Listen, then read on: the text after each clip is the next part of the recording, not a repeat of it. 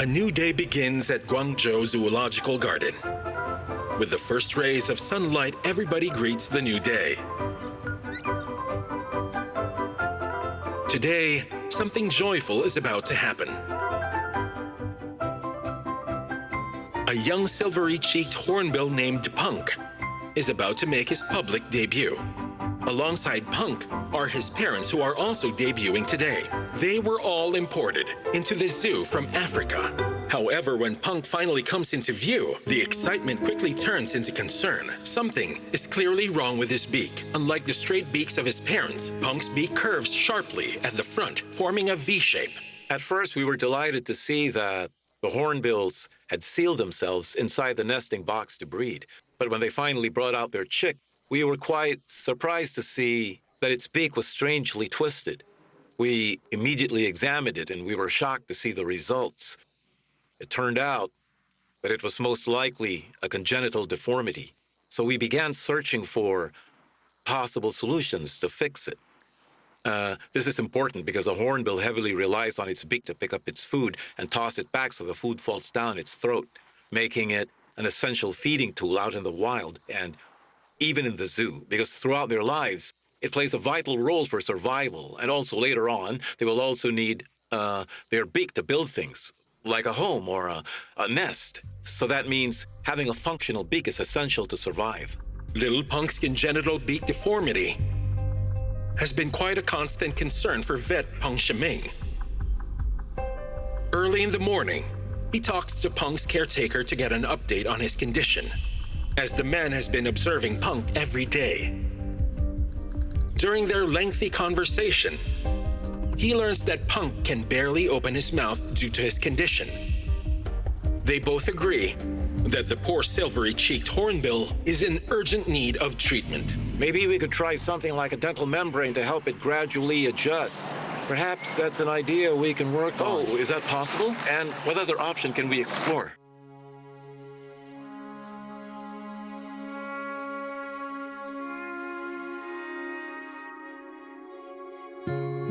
Punk is unable to feed on his own. He relies entirely on his mother, as if he were a chick waiting to be fed. But with the next breeding season approaching, the hornbill couple may shift their attention to new chicks. Sadly, if that ever happens, Punk could face starvation.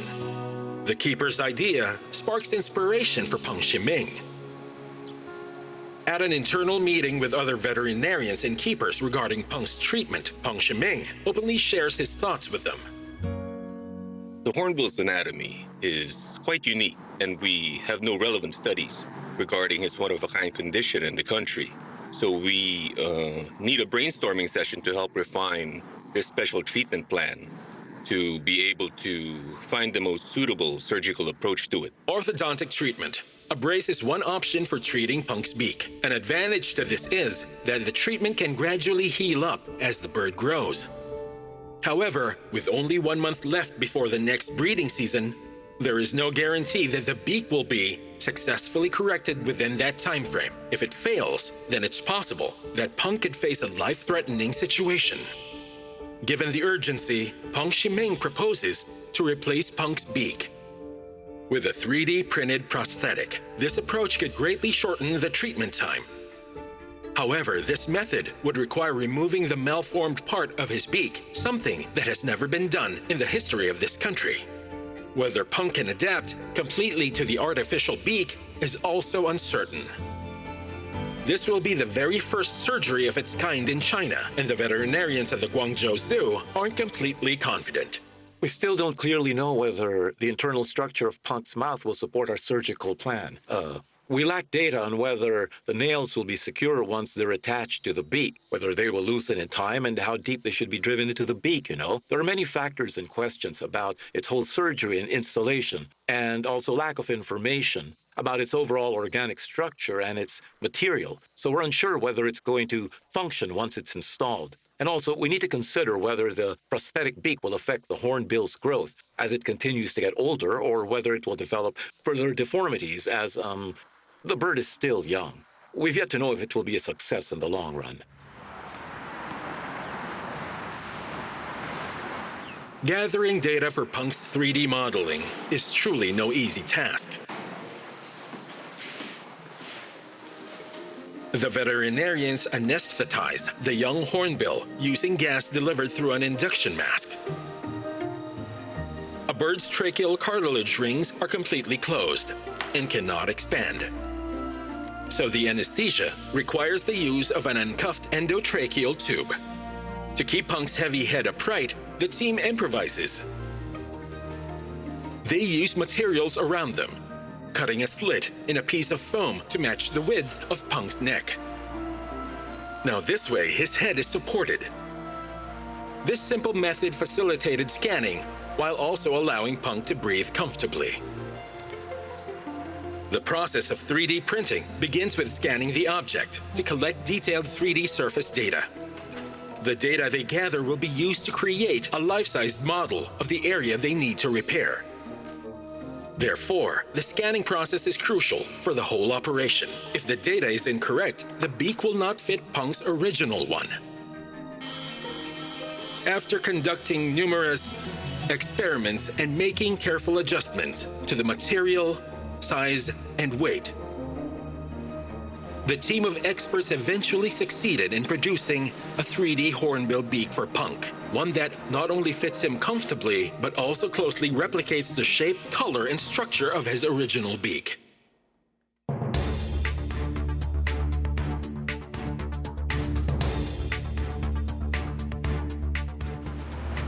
As soon as the 3D printed beak is ready, Punk Shiming immediately prepares for surgery. He and his colleagues have saved countless animal lives in this operating room. But this kind of surgery is a first for him. The operation has two main stages, removing the deformed beak and attaching the new one. Punk's body can only tolerate anesthesia for a total of 1 hour, which means the team must work as fast as they can. It's a race against time. As soon as the anesthesia takes effect on Punk's body, the team begins. Before the surgery, Punk Shiming and his colleagues had rehearsed the procedure multiple times using models. Now that they're operating on the real thing, they follow their plan step by step. It's a quite difficult operation. The beak can simply be cut off in one motion. They must carefully compare, adjust, and proceed with caution. There's no room for error. However, at the most critical moment of the operation, suddenly the veterinarian's worst fears somehow come true. Punk suddenly began bleeding profusely. Conventional compression methods were ineffective. If the bleeding continues, Punk's life will be in grave danger. With no better option, Punk Shiming and his colleagues decided to cauterize the wound to stop the bleeding. However, this method is painful enough that it's possible for it to cause Punk to wake up prematurely.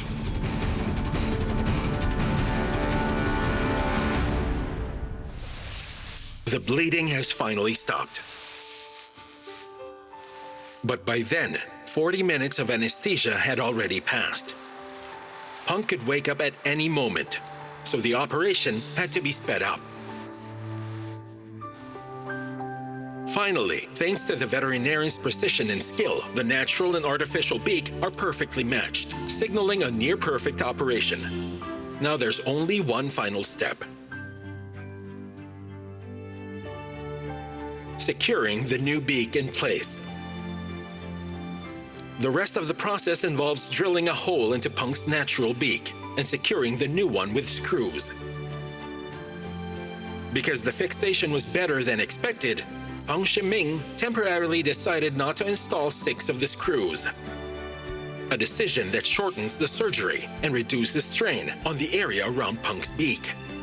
Before Punk regained consciousness, the surgery was successfully completed. This marks the first successful hornbeak replacement in China.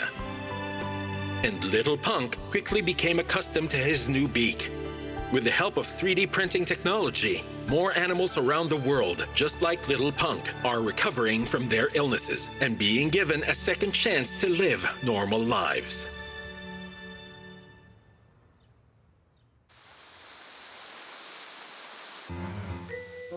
While the hornbill families happily reunited, a chimpanzee named Yang Yang seems a bit downcast.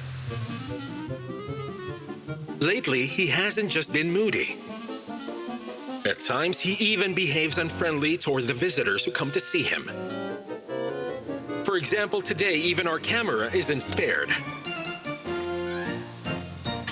It's because Yang Yang has been separated from his beloved wife Soy Soy for quite some time. A few months ago, Soy Soy gave birth to their baby, La La. Yang Yang has not seen her since. Worried that Yang Yang, the chimpanzee, might accidentally harm their baby, the zookeepers had all decided to keep the couple apart. When a chimpanzee's in a bad mood, it can lose its temper.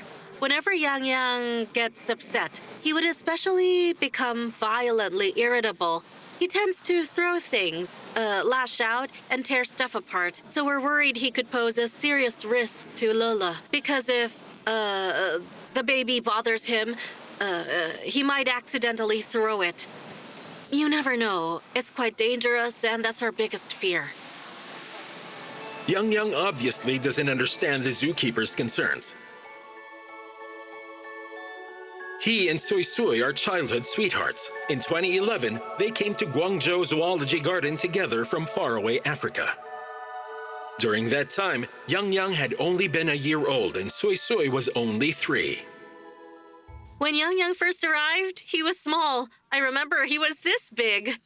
All I could see were his head and belly. Soy Soy was a bit older, taller, and quiet. If you offered her food, she would always come over to you. But she was always wary of us. And Yang Yang was quite the opposite. He was very different. He had no sense of caution, acted like a spoiled little rascal. As soon as I extended my hand, he would walk over and hug me. And he always loved being held. Yang Yanji was the one who cared for Yang Yang and Soy Soy when they first arrived at the zoo. She was the one who was in charge of nurturing them as they grew up. Over the years, she has to come to understand the couple better than anybody else. As a matter of fact, even now, Yang Yang and Soy Soy remain wary of other keepers, except for Yang Yanji. Normally, people can't get close to them because they're adults, and adult chimpanzees can be very aggressive.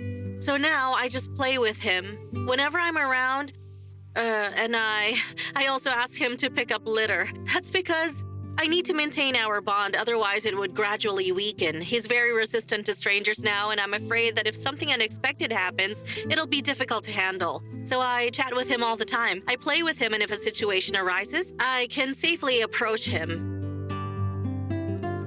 Through spending so much time with Yang Yang and Soy Soy, Yang Yanji has managed to learn how to communicate with chimpanzees. Yang Yanji has gained their trust and has become their most trusted friend. When a chimpanzee trusts you, it'll show you things like a loose tooth as if to say, look, that's why I eat slowly. I just want you to know. Yang Yang often does this. He'll ask for help pulling it out or replacing it, and if he's hurt in a fight, he'll show you the wound. He'd even ask for medicine and tell you to put it on, and then if the other chimpanzees misbehave, he'll even complain. When Soy Soy gave birth, Yang Yanji was overjoyed for the couple. She took care of the newborn with the same tenderness that a family member would give a baby. At only 1 month old, Lala often fell ill due to malnutrition. Yang Yanji noticed this right away. It was because Soy Soy wasn't producing enough milk to provide nutrition to her child. After several conventional attempts completely failing, Yang Yanji turned to a popular Cantonese remedy, making nourishing soup to help stimulate lactation. After all, soup is a favorite in Cantonese culture. Today I'll be making a nourishing soup with papaya, peanuts, and dates. It'll boost Soy Soy's milk production. It's because Soy Soy needs to produce a lot more milk to ensure the baby gets enough nutrition as it grows up. But will Soy Soy, who's from Africa, like the soup? Yang Yanji completely has no idea. Perhaps Soy Soy has gotten used to life in Guangzhou, because as Yang Yanji offers her a ladle of soup, she seems to be very fond of the taste.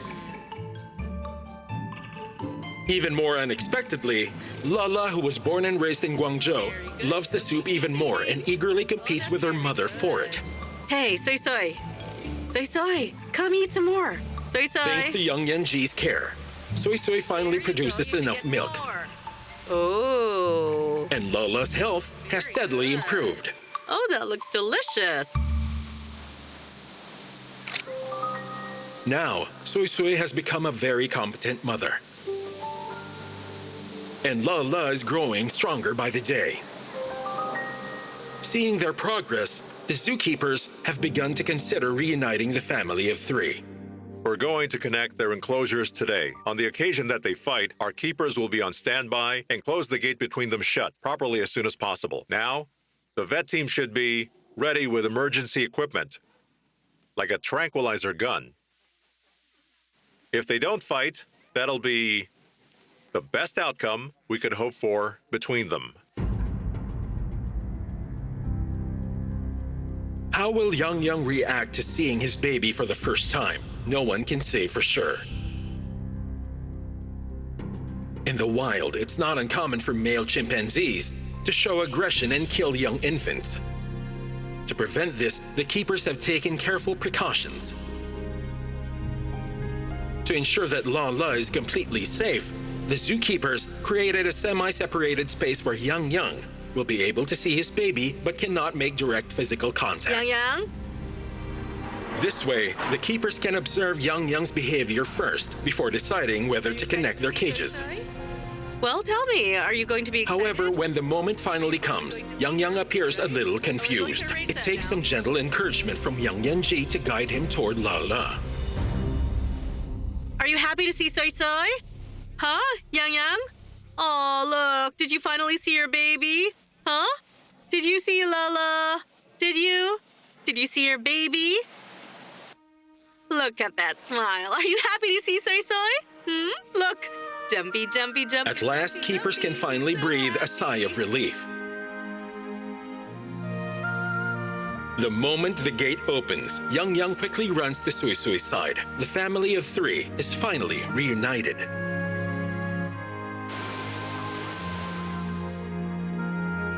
The little chimpanzee family is finally happy together. Yang Yang, Soy Soy, and Lala have gradually adapted to their new life together. As a matter of fact, their brief separation may have strengthened their bond. At the Guangzhou Zoology Garden, this practice of temporarily separating fathers from infants during early development has significantly increased baby chimp survival rates, giving them a safer and healthier start in life. Early one morning in March, just as dawn was breaking, the staff at the Pengchuango Wildlife Rescue Center in Shanxi Province was awakened by an urgent knock at the door. A villager rushed in, bearing with him such alarming news. According to the man, he discovered an injured bird nearby. The staff decided to move quickly to launch a rescue. From the villager's description, they suspect the injured bird is likely to be one of the key protected species under their care, the brown-eared pheasant. When they arrived at the scene, their suspicions were confirmed. It was indeed a brown-eared pheasant. They saw that the injured pheasant was in critical condition and required immediate treatment. Considering the severity of the bird's injuries, they decided to quickly take it back to the rescue center for emergency surgery. Its back is bleeding badly. The surgery was successful, and the brown-eared pheasant begins a slow recovery. What they didn't expect is that the rescue would also bring a new opportunity for the reserve's rewilding efforts. Native to China, the brown-eared pheasant is a national, first-class protected species. Its best-known feature is its striking tail feathers, which resemble a horsetail, hence the name brown pheasant. There used to be more of them, with a large wild population. But currently, their numbers dwindled to fewer than 5,000, listing them as an endangered species. Near the spot where the injured brown pheasant was discovered, Zhang Wangguang leads another observation team from the reserve and discovers a nest of brown-eared pheasant eggs. Upon examination, they confirm that the eggs belong to two previously released captive bred pheasants, number 2 and number 3. Having adapted to their lives running in the wild, they were now preparing to raise the next generation. As the observation team searched nearby for the parents of the eggs, they discovered that only the mother of number 3 was still incubating. Meanwhile, number 2, the father, was nowhere to be found. After surveying the surrounding area, they realized something has gone wrong. We found a yellow-throated martin's hole. Look at this. Feathers of a brown-eared pheasant. Oh, am I right? Pheasant number 2's feathers are found in the hole, which strongly suggests that the father pheasant had fallen prey to a yellow-throated martin. But there was no time to grieve. The experts quickly destroyed the nest. They do this hoping to drive away number 3's neighbor and get rid of the predator. Now, number 3, who was once raised in captivity surrounded by humans, faces the wilderness alone. Losing her mate during her gestation period was undoubtedly a devastating loss. To ensure she can successfully incubate her eggs, Zhang Wangguang and his assistant returned to number 3's nest, only to discover that tragedy has struck again. Several unhatched eggs had already been destroyed. Judging by the scene, the likely culprit was a large-billed crow. At first, we checked around the nest and didn't find any holes. And then only a few days later, we discovered more eggs. But when we visited the nest again, some had been destroyed. I suspect that a large-billed crow was responsible. Extensive field observations show that 3 large-billed crows are extremely cunning creatures. When one of them dies in a particular spot, the rest tend to stay away from the area for a long time. Bearing this information in mind, they get to work. Young and his assistant hang a crow specimen on a tree. There's a low poplar tree near number 3's nest. This small tree is the perfect spot to hang the crow specimen. This way, young Shangmeng hopes to repel other large-billed crows in the area, away from the brown-eared pheasant's nest. The crow specimen now hangs from its perch, like a watchman silently protecting the pheasant family from predators.